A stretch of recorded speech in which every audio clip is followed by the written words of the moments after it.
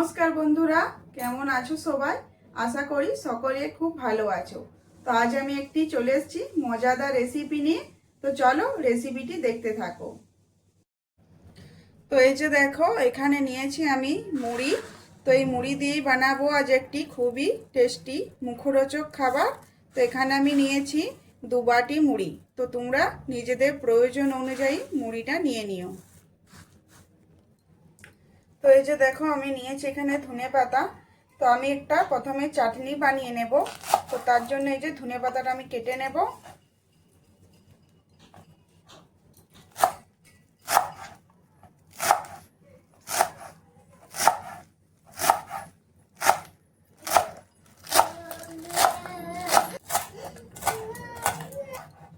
তো এখানে একটা আমি টমেটো কেটে নেব।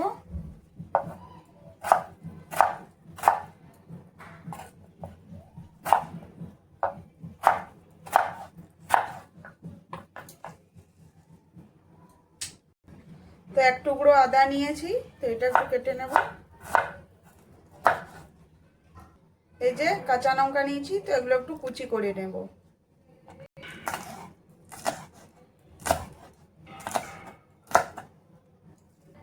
তো মিক্সির জার নিয়েছি, দিয়ে দেব অল্প তেঁতুল। এবারে দিয়ে দেবো ধনে পাতা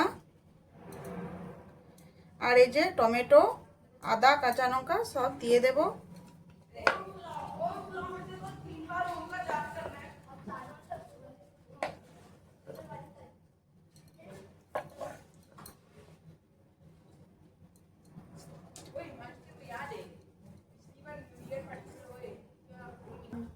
তো এবারে এটা অল্প জল দিয়ে খুব ভালো করে এটা পেস্ট করে নেব।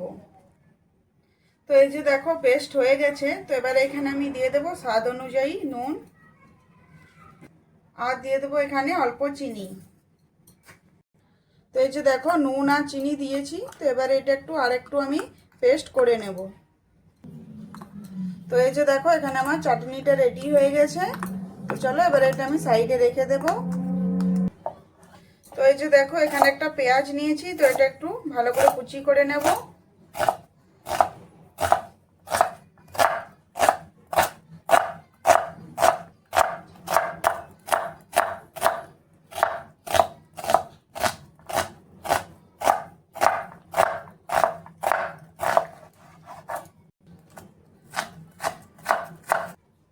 তো এই যে দেখো, এখানে একটা আলু নিয়েছি। তো আলুটা ছুলে নিয়েছি।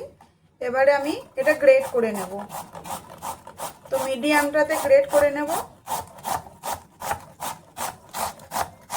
তো এই যে দেখো, গ্রেট করে নিয়েছি। তো এবারে এটা খুব ভালো করে জল দিয়ে ধুয়ে নেব।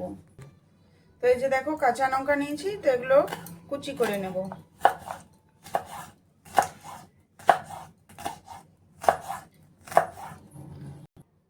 তো এই যে দেখো, ধনে পাতা নিয়েছি। তো এবারে এটাও খুব ভালো করে কুচি করে নেব। তো বন্ধুরা, আমার রান্নার এই ভিডিওগুলি তোমাদের যদি ভালো লেগে থাকে তো অবশ্যই আমার চ্যানেলটি সাবস্ক্রাইব করে আমার পাশে থেকো।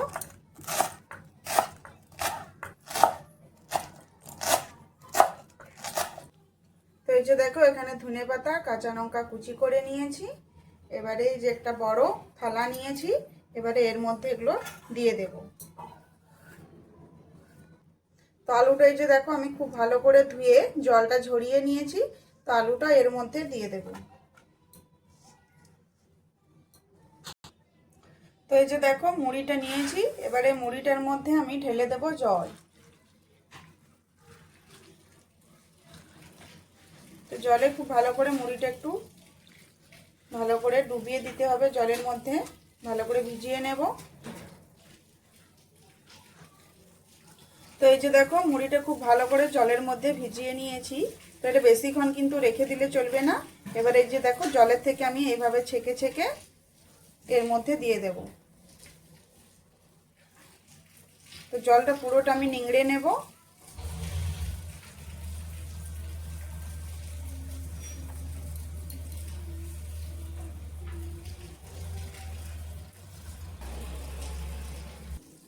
তো এই যে দেখো, মুড়িগুলো আমি সব দিয়ে দিয়েছি। এবার এখানে দিয়ে দেব প্রয়োজন অনুযায়ী নুন, দিয়ে দেব অল্প হলুদের গুঁড়ো, লঙ্কার গুঁড়ো, ধনে গুঁড়ো, জিরে গুঁড়ো। তো এখানে আমি নিয়েছি 2 চামচের মতো চালের গুঁড়ি দিয়ে দেব, আর দিয়ে দেব বেসন। তো এখানে নিয়েছি গরম মশলার গুঁড়ো 1/2 চামচ। এবারে এগুলো খুব ভালো করে হাত দিয়ে একটু মেখে নেব। তো আমরা তো মুড়ি সবসময় আমরা পকোড়া দিয়ে মুড়ি খাই, তো আজ আমি মুড়ি দিয়েই পকোড়া বানাবো। আর এটা খেতে কিন্তু খুবই ভালো লাগে, খুবই টেস্টি একটা খাবার। এটা সকালে জলখাবারে বা চায়ের সাথে বিকেলে আমরা এটা খেতে পারি। আর এটা খেতে সত্যি খুবই অসাধারণ টেস্ট হয়। তো অবশ্যই এবার বাড়িতে এভাবে বানিয়ে খেয়েও দেখবে, খুবই ভালো লাগবে।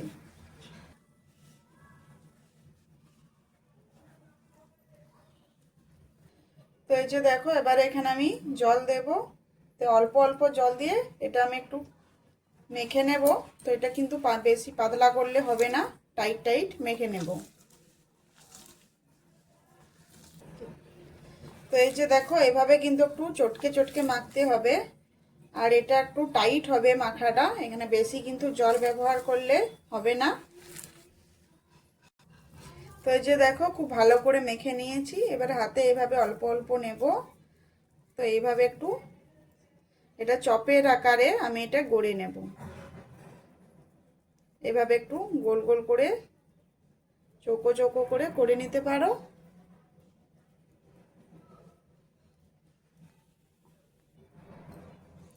তো এই যে দেখো, এইভাবে চপের আকারে আমি সবগুলো গড়ে নেব। তো এই যে দেখো, এখানে সবগুলো আমি বানিয়ে নিয়েছি। এবার এগুলো ভেজে নেব। তো এই যে দেখো, ফ্রাইং প্যান নিয়েছি, দিয়ে দিয়েছি তেল। তো তেলটা গরম হয়ে গেছে। এবারে এগুলো একটা একটা করে আমি দিয়ে দেব।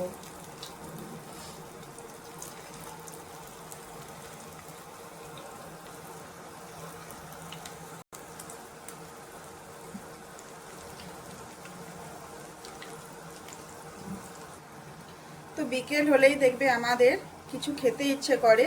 তো আমরা যদি এইভাবে মুড়ি দিয়ে পকোড়া বানিয়ে নিই, তো দেখবে খুবই ভালো লাগবে এটা খেতে। আর এটা খেতে কিন্তু খুবই টেস্টি হয়।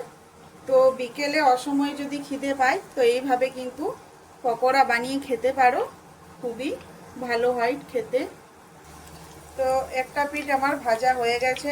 তো আর একটা পিঠ এইভাবে আমি উল্টে দেব। তো এখানে আমি মিডিয়াম আঁচে এগুলো ভেজে নিচ্ছি। আর এটা ভাজার জন্য কিন্তু এখানে আমি সরষের তেল ব্যবহার করেছি।